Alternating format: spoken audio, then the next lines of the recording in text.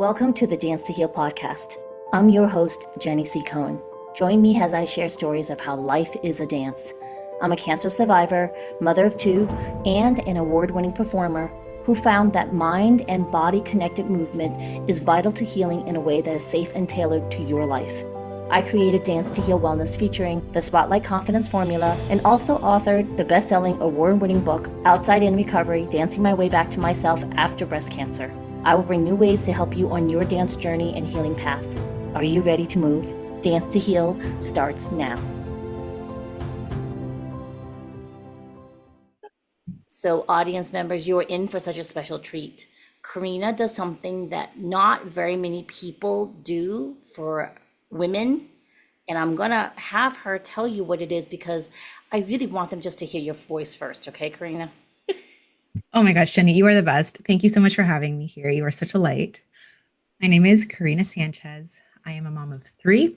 I am the founder of Moms Who Leverage, and I am on a mission to break the cycle of moms feeling completely under-resourced, overwhelmed, and moving them to a place of overflow. Oh, I love that. So the when we talk about overwhelm, what does that mean? Because I don't think I don't think we acknowledge that too much. Yeah. Oh my gosh. So I'll give you some context as to how this all started because in reality, this is something that I have been working on for years and I had no idea. When I think about the example that I had growing up, my mom was tireless. I mean, like, put the Energizer Bunny to shame.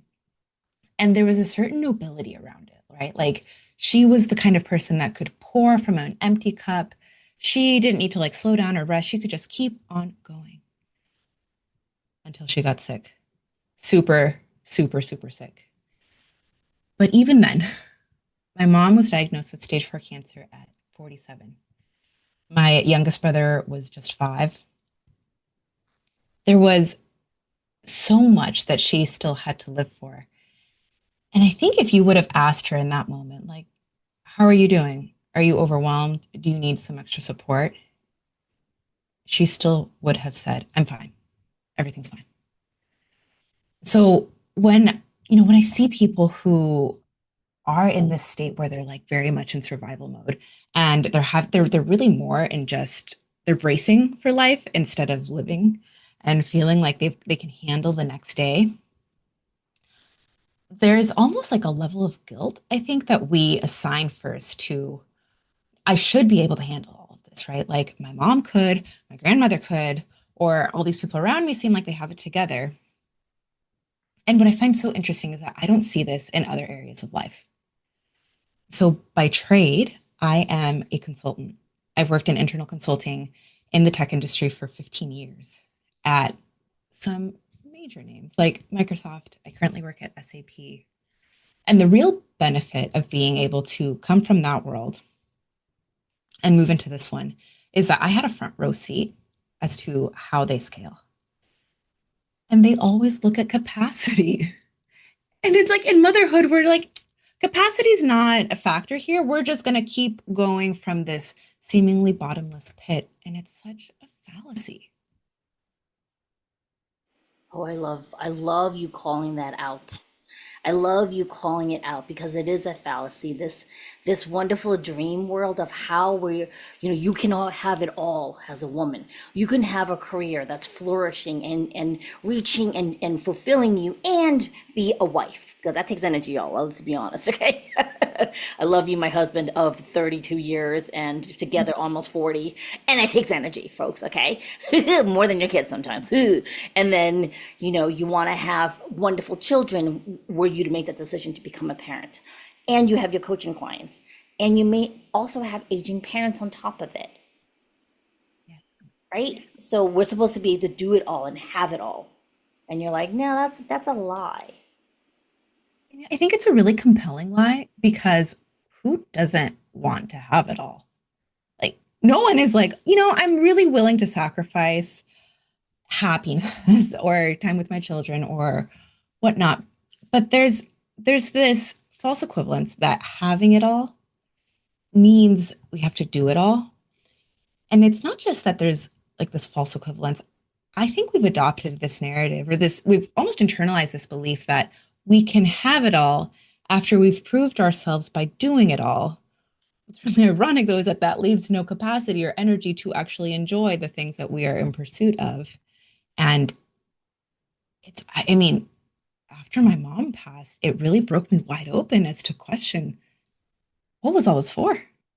Like, where all of this pushing, all of this like pouring amounted to what?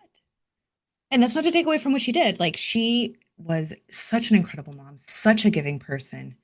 But I so often think, man, if her being more resourced, like if her being more supported meant that we would have been able to enjoy her longer, that she would have been, what are the areas that she was really irreplaceable in? Her presence. All of the other stuff, in great majority, could have been done by someone else, but she was really hesitant. I think she thought that there was that with asking for help, with inviting someone else to do in some of these things, then there would have been a loss of control. Oh, I love that. I love that. I love that understanding that regardless of whether or not it's the Western influence or our cultural backgrounds where women are expected to always be last, right? The moms are last. Everybody's ahead of her, whether it's any of that kind of stuff.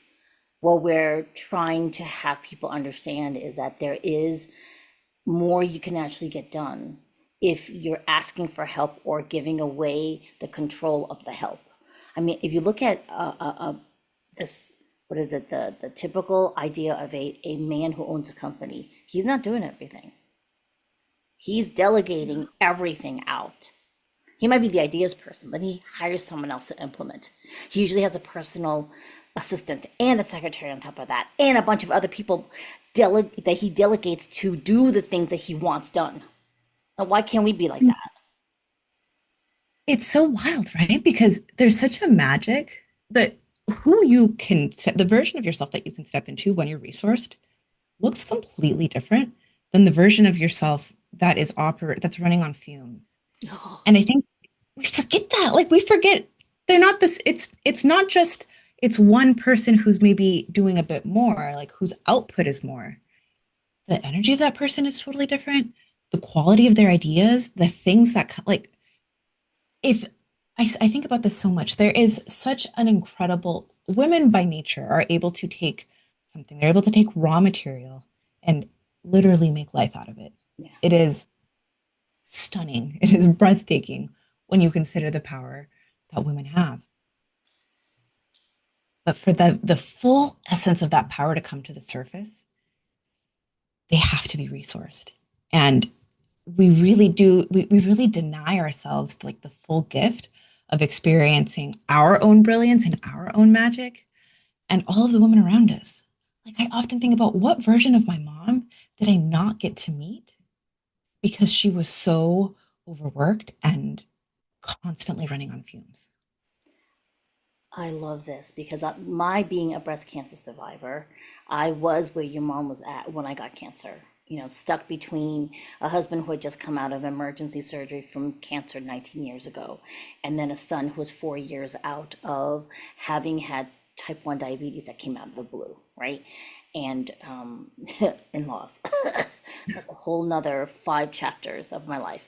So all of this, including a lifetime of unresolved trauma that I had rose-colored lenses on, that I wasn't willing to. Well, I didn't have tools to deal with it yet, and it was only in keeping my one of my other kids safe after my cancer treatment was done that I realized, oh my gosh, you not only is your well empty, your foundation is cracked, your walls are not in any way able to hold anything.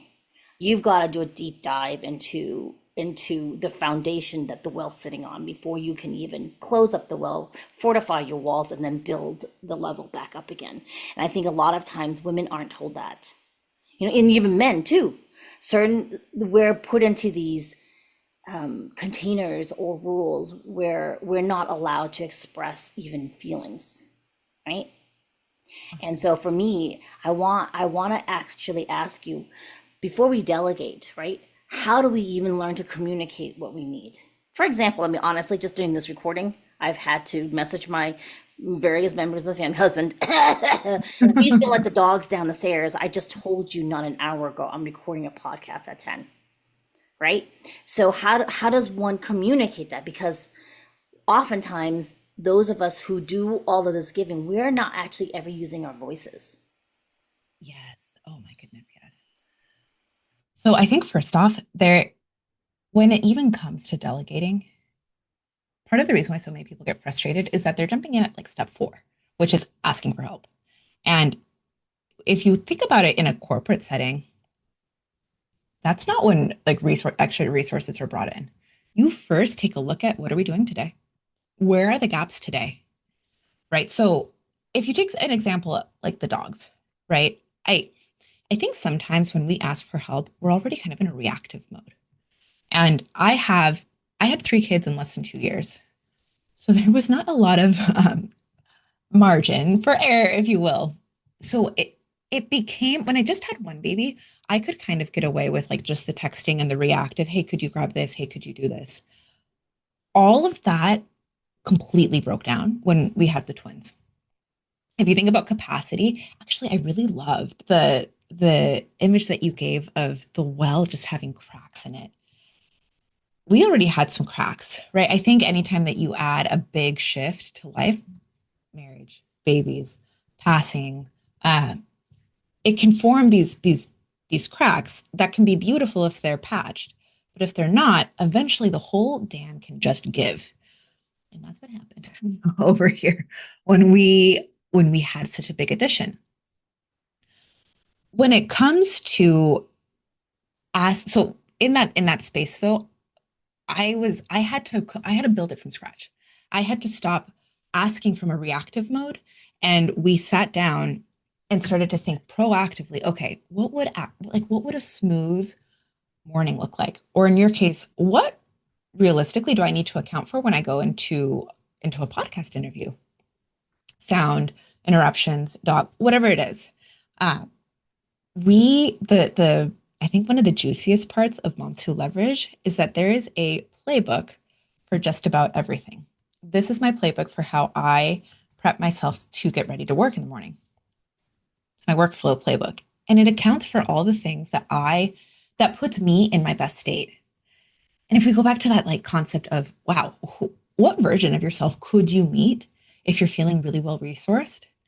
That version of me, I started to meet her when I made the capacity to like to bring her out to play. So that was through sensory, that was through having certain oils, through having certain like music and playlists to get me in that right uh, state of mind to create.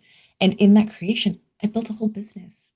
I became a keynote speaker, all while still caring for my twins, still showing up as the mom that I wanted to be. And that looks different for each of us, but I didn't sacrifice the things that were really important to me, like my values. And I was able to build that capacity. But that only comes from a proactive approach, not a reactive scramble of the text, which is where most of us end up living. I love that.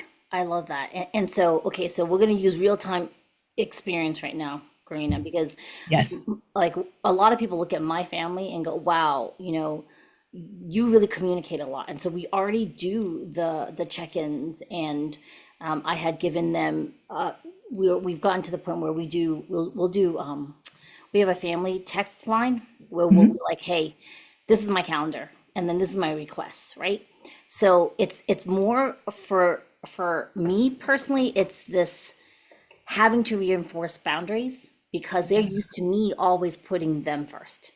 So sometimes it's that shift that has to happen because I'm not dealing with little kids, I'm dealing with young adults, right? And also a husband who, when the three of them get into their heads, they forget everything that we agreed on. Ah, Right, so other than the electrical, I'm now ready to start getting the electrical shock thing because there's so many times I've asked for that. Does that make sense? Minus me yeah. just bring the dogs downstairs. That's just one simple example. They're quite capable of being quiet, Karina. So that's not the issue. It's just at what point does it at one point for a person who would want to work with you, do they go, okay, well, I mean, other than me like taking the damn dogs, right? How do we, and asking people to wear slippers or putting up sound, getting myself into a soundproof booth, which is $4,000. What do we do now? Like, you know what I'm saying? Because I, I, I thought I was doing that already. And a lot of moms will say that I thought I was setting expectations. How does one now, what's the next step besides signing up for your program? Yeah. Well, so I think one of the almost traps that we can fall into as moms, and especially moms who are used to doing like anticipating, Yeah. right? That's part of the irony is that that's part of what makes us really capable of caring for our families, but it also trains them to almost outsource that anticipation to us. Yes. Uh, so we think, right? Like we think that we are asking for help, but what we're almost asking for in some ways is for them to remind us we're still the Yeah. source of information. Yeah. And in an absence of having a physical system, of having something that's like on paper, not on your phone, because your phone is yours, Yeah. something that you can tangibly like hand off, Mhm. you actually end up becoming the walking system. Ooh. So you mean like I could give them a piece of paper and be like, please get out of the bedroom by 8 a.m. because I have a day to get through. Or, It's almost like, yeah. and I mean, so for example, we have a morning, our mornings are kind of a, not kind of, they're a complex operation because we're trying to get three kids out to Yeah. daycare. I've And got twins also, so I understand. Go ahead. right, yeah. So it's a lot. And they're not at an age where they can do things independently. Like the twins are one, Augie's three. So instead of me being the person that holds it all in my head, we have a playbook that everyone runs through. And it shifted from me asking Sergio, my husband, hey, could you get up and like do X, Y, and Z?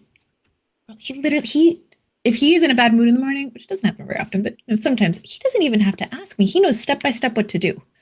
So what I would say in your case, though, that your kids are older, what a gift to be able to teach them Yes. what do they need. Like I think asking for help is almost more about empowering someone else to ask for help from you instead of you becoming the default. And that's something that I actually started to see with my mom. My mom did a lot of things for my brothers, even as they became older teenagers. And what we had to do, kind of an emergency mode after she passed, is okay, what do you need? Like, what do you have shift the not the burden, right? But like shift the responsibility of you doing something for them as to them making an ask of you. And it starts to like ease up all of the things that we're carrying between our ears and makes us someone that can support their success, but not the full, we don't own, we're not responsible for it. I love this. I love this. All right. So, audience members, we went off on this tangent. I want to tell you that you can also have access to this through Karina's gift. So, what you're going to go to is join.momswholeverage.com/delegate. If you're in the car, come back to this episode with Corina Sanchez, okay? If you're not driving, you can go right down to the description and click on that link. That will be in the description. Please make sure you get that because I'm going to be clicking on that myself. And then most likely probably booking a call with you, Corina, because I feel that this is a system, especially if you have children who are a little older, right? It's essential they learn the system too. And if you have children who are a little bit younger, it's essential you role model this now because I feel that I don't want my kids to become me in the future now. Like I need them to be fiercely independent, not in a I'm trying to break away from you, mom, developmental stuff. More Yeah. has a functionally adult. And it's sometimes because they were homeschooled all their lives. So and they became excellent learners. So they're like high excellers in college. One of them's graduated, the other one's going to graduate soon. So it's not that they're not, they love learning, right? I just need to make sure that we're directing them towards a system where they're having that ability to ask for help, knowing what they need first. Because this mom who's undiagnosed ADHD, possibly odd ADHD over here, I am scattered, and I'm functionally scattered. Girl, yes. Whew. So the other part of the story that I didn't get a chance to cover yet is that both of my brothers are on the spectrum. Both my brothers have autism, fairly severe, as in that they don't live independently. They live with my dad, which is part of the reason why systems became so important for us because we needed to help them have kind of like a container, something that they could lean on.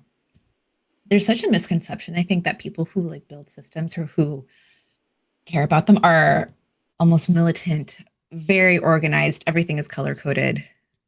No, ma'am. The whole reason why I have systems, I don't think I would actually need them if that's who I was. I need the bumpers. Like, I am not the person that is, throwing strikes every round. I know myself and I know like the whole reason why I have this workflow playbook is that left to my own devices, I will sit down and I will do emails and I'll do the shuffle where you do the work that you think is important, but it's really just a distraction from the deep, uncomfortable work. But with systems, you can really account for it, right? Like you can lean, it's almost like a gift from your previous self. I talked to someone about this morning that for me, systems are an extension of yourself. And I create my systems in my optimal state. And what I mean by optimal state is usually after something just went south. Like an explosion just happened.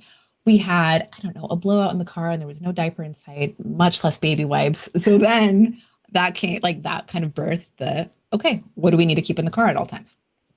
The reason why I say that is that we are not we're not tapped into the version of ourselves, that optimal version of ourselves at all times. Like the version of me that knows how to create a really solid morning playbook, or the version of you that knows how to create a really great like podcast prep, that's the version of you right after this call. Mhm. And that's not necessarily going to be the same Jenny that shows up next week right before the call. But if you have a playbook to lean on, you can still like you can temporarily tap into her on demand, use all of her learnings, and then just and reap the benefits. Mm. Oh, I love that. I love that. All right. So, my wonderful audience, Karina alluded to a story about the necklace that she's wearing. My audio people, she's wearing this beautiful silver necklace. It looks like a ring. And if you want to go to the YouTube channel, make sure you go log on that so you can see how radiant she is, and second, you can see the necklace. Tell us about the story about your necklace because I was like I want to hear about that story. Yes. Okay. So every morning I go on a walk and it's my like kind of primer to get my ideas moving. I have this very specific necklace. I almost don't even, like we're just gonna go there. My son had like a situation in the restroom, so there were a lot of baby wipes. So the necklace that I typically wear landed in the toilet when I grabbed the pack of baby wipes. Retrieved it, sterilized it, like it's all fine. But I was not going to wear that necklace today, Yeah. even though that's the necklace I wear every single day. Wait, this just happened recently? Today, this morning, this I morning, love the story. Go ahead. I wear like a lot of gold jewelry, as you can see, but so I never, when I tell you I never wear this necklace, I never wear this necklace. But I love this necklace because it was the last birthday gift that my mom gave me. So I'm in my like jewelry container and I'm looking at what am I going to wear. And when I tell like 98% of the time I wear gold jewelry, but this necklace just like pulled me in today and it was like, no, you were wearing this. I'm like, okay, all right. Listening to instructions. And as I put it on, I didn't really think very much of it, but put it on, went downstairs, looked at my calendar again because my walk is almost like my primer for the day. And that's when I start to think through like, okay, what message am I going to land for each one?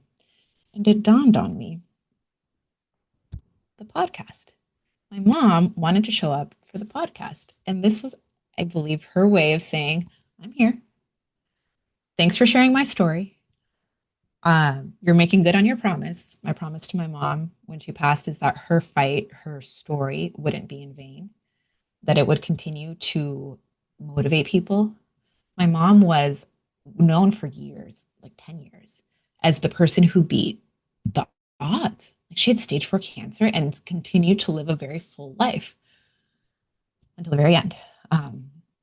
And it was really difficult for me to not just reconcile the fact that she was going to pass, but man, my mom was all these people's hope. And I don't know what to do. Who are we now? Like, if we're not the family that is inspiring hope, I don't know what that means. As the years pass, because grief is not a linear process at all, I started to realize that like my mom's work wasn't done. It just needed to transform. And in a very real way, I feel like that this torch of strength that my mom carried for her whole life, she passed it along to me as she died in my arms. It was a very surreal moment. I've never experienced anything like that. And I super respectful of all beliefs, but it was that moment where I realized like, wow, this is so much deeper than we can even imagine. I'm not sure like what just happened, but this was the most transcendent experience of my life. And from that moment, I started to carry the strength that she had, but with all the intentionality that I learned along the way, with all of the, I'm the kind of person that'll slow down enough to be like, what are we really doing? And why are we doing this? And that's what I hope to pass on to this role. Like the strength that my mom had, the resiliency of, um, the resiliency of being able to do things, having the grit, right? Because you still need grit, despite having resources. You still need to be able to get through the stuff that life will throw your way. But pairing it with something so much more intentional, something structured, something sustainable, something that can amplify your grit, so you're not relying on grit alone. And as I looked at the circle, like I felt like there was this moment of this is just a continuation. This didn't end. It's just a transformation of her story, and it's now turned into a program that I genuinely hope will help break the cycle of overwhelm for working moms. Thanks for listening to the Dance to Heal podcast with Jenny C. Cohen. Come back next time to hear stories of inspiring triumph and learn more ways that you can heal yourself. To work with me and continue your journey, visit danceandheal.com. Are you ready to move?